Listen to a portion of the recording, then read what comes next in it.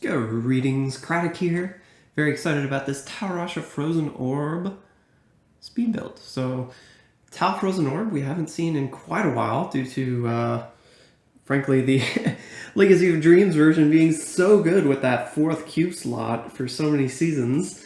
In addition, this season we have the Follower revamp, which of course gives us the free Flavor of Time, free Nemesis bracers, key to making a multi-set build such as this one more viable in speed.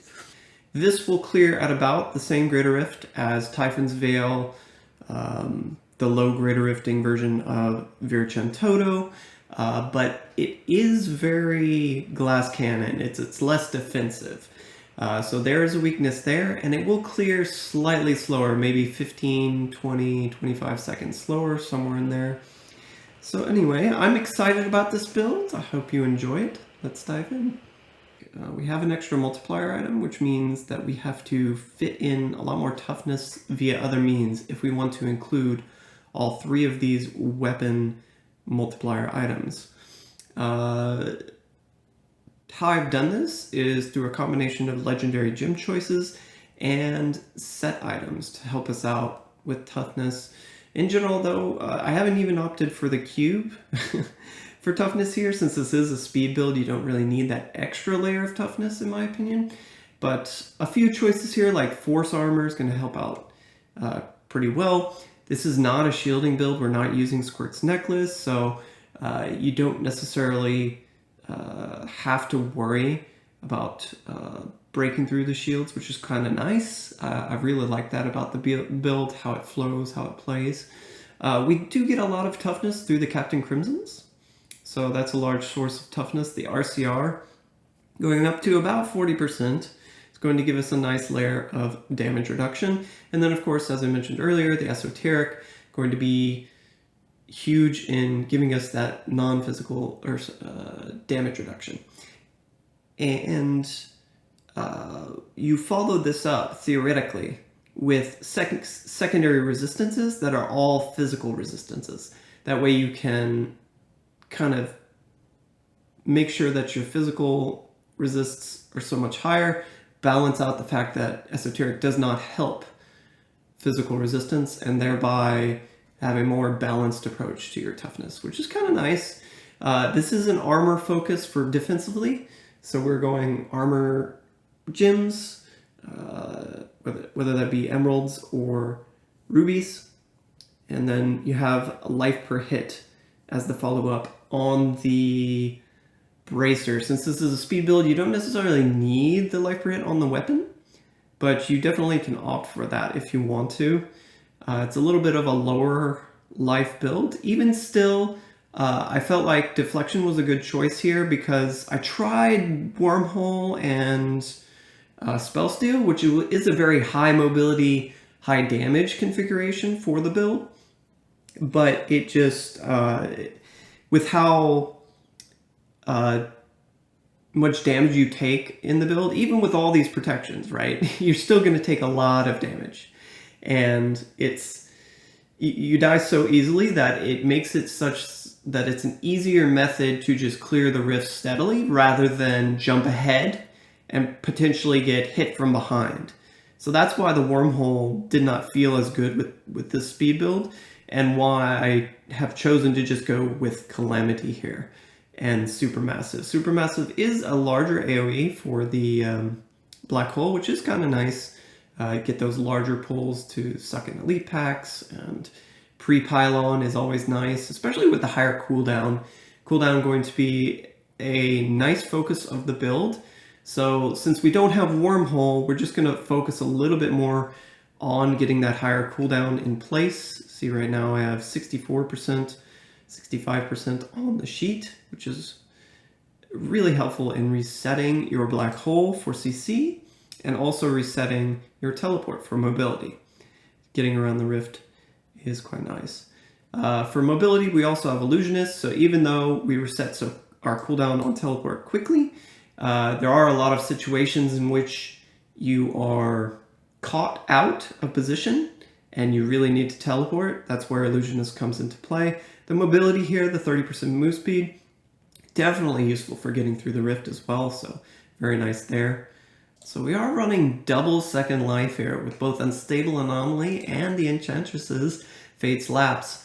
While Focus Mind does help bump you up a breakpoint, similar to the argument of running Gogok instead of Esoteric here, the build is just so vulnerable to damage that you need these things to survive. You need them to survive.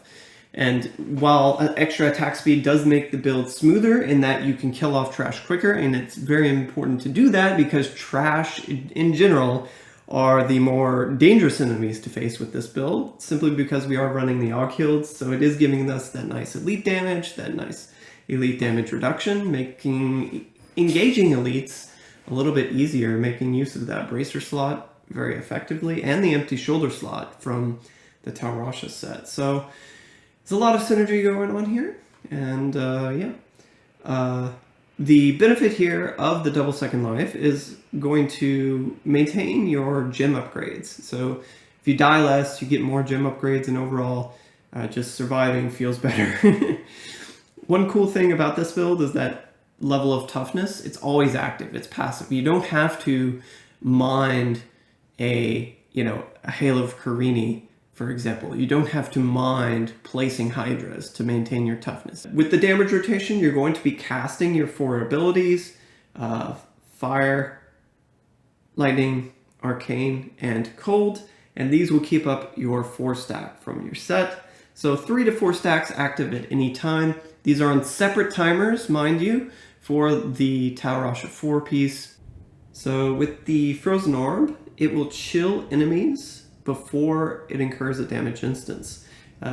This means that your Band of the Trapped will always be in effect for every enemy that you hit with a Frozen Orb, which is really nice because this is our main damage dealing ability, and at range we want to ensure that Band of the Trapped will be active. This is how we do it. So you don't have to worry about this mechanically, which is really nice. You always have Band of the Trapped active, and then we are going to focus on Zystone of Vengeance, increasing our damage at range.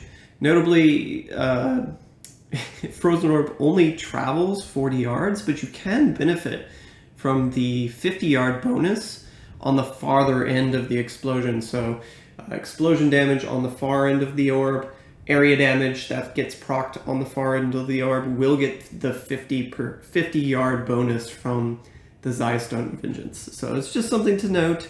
Notably, the Bastion's Will set coming into effect here with the Focus and Restraint, going to help us out with a large damage multiplier. Only thing that's hard to activate is the signature portion of this, because we are using Magic Missile, and there's only one missile you're shooting out, so you have to hit enemies to maintain the second portion of this bonus, which is kind of nice. The Shaman Delsere is actually quite nice here for both stacking up your Triumvirate if you were to drop the Triumvirate stacks quickly, and also just being able to spam your signature quicker.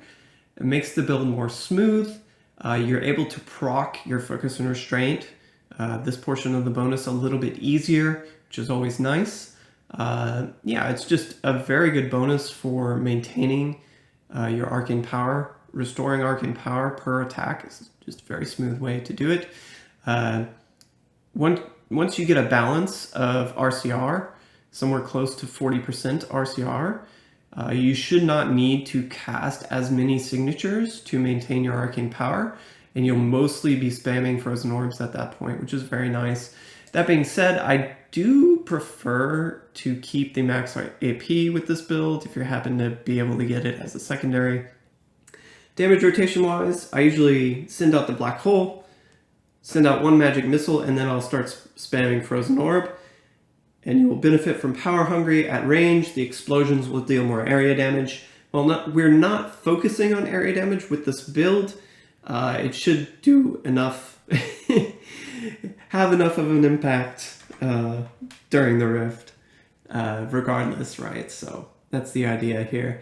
We have resource, cooldown, crit hit damage, Arcane Orb damage, cold, element, and what else? Attack speed where we can fit it in. So the gloves and the ring, at least one of your rings. And then the alternate ring, you would place either cooldown or resource, opposite of whatever you find for your weapon. So if you have resource here, you put cooldown on the ring. If you have cooldown here, you put resource on the ring. And that's the general setup for this build, yeah.